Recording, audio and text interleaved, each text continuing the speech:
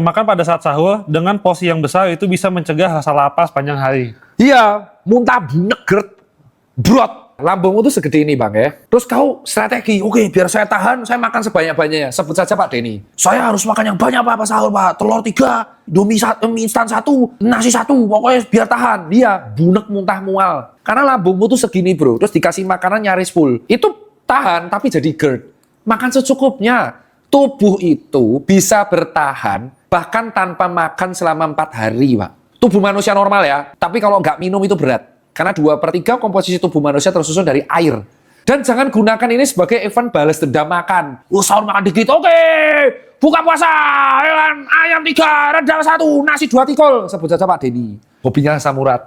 Kasih sambal pecel asam urat. Kasih daging sapi asam urat. Belut asam urat. Belut asam urat.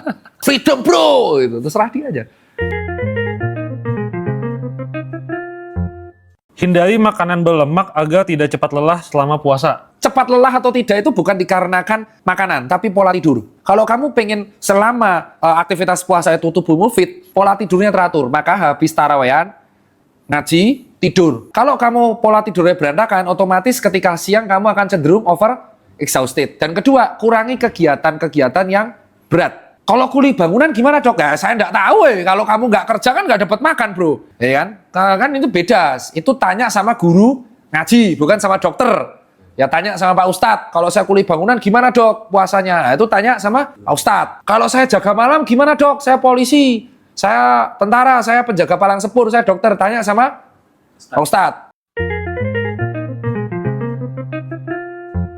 Konsumsi kafein saat sahur itu bisa membantu menjaga energi sepanjang hari. Ini jago nih, ini pertanyaan pinter nih. Ini kritis nih. Dok, kapan konsumsi kopinya? Tahu nggak salah satu efek kafein adalah stimulan. Stimulan itu meningkatkan aktivitas jantung dan juga pipis. Jadi kalian malah rentan haus. Rentan haus bro. Jadi kalau kalian ngopi pas sahur boleh, tapi nanti akan pipis. Stimulan, jadinya rentan haus. Dehidrasi jadinya. Kalau saya waktu ngopi yang pas puasa tak geser. Pas habis sisa. Ngopi bosu. Nah kan kan nggak bisa tidur, lebay. Efek kopi itu cuma bertahan 3 jam di dalam tubuh. Berarti kan setelah selesai tarawehan, bubuk. Apalagi kalau malam nuzulul Quran. Kan begadang tuh kan. Maca Quran terus maleman. Nah itu pas ngopi.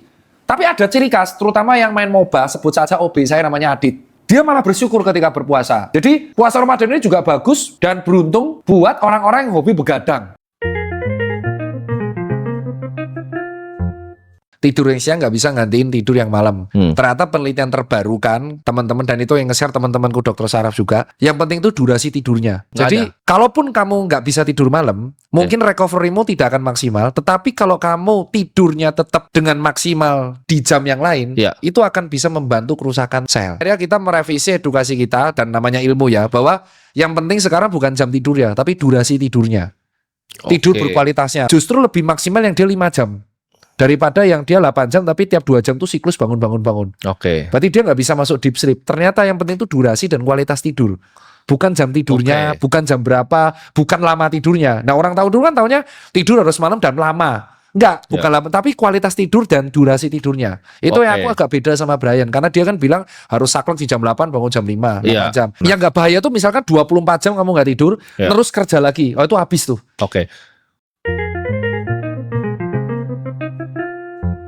Jadi sebenarnya kurma itu adalah buah yang bagus sebenarnya, terlepas dari ada puasa Ramadan ya, itu buat pre-workout meal. Karena 3 kurma itu udah 200 kalori, kaya karbo, dan gulanya itu gula alami. Jadi tidak akan mengganggu kinerja dari pankreas. Bagus nggak berarti buat trail run atau long run? Bagus, dikombinasi dengan cairan elektrolit dan minuman-minuman energi gel. Tapi buat yang non-muslim, boleh nggak makan kurma? Boleh. Buat PWO, buat harian boleh. Ternyata saya tuh udah cek di beberapa sumber ilmiah dan jurnal, bahkan di kandungan gizinya sama.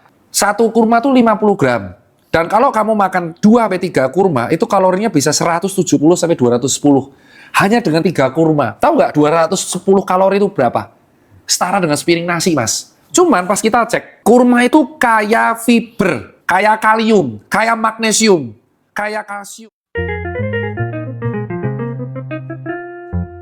Jadi puasa Ramadan ini juga bagus dan beruntung buat orang-orang yang hobi begadang, yang hobi main game. Pusreng terus sampai jam 4 pagi. Ini ciri khasnya nih, pusreng, weh, maghrib.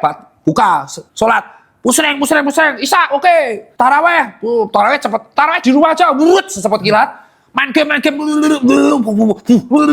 oh subuh baru tidur. Dan saya yakin nih teman-teman Anda kayak gini, nge-push rank dari maghrib sampai subuh, stroke.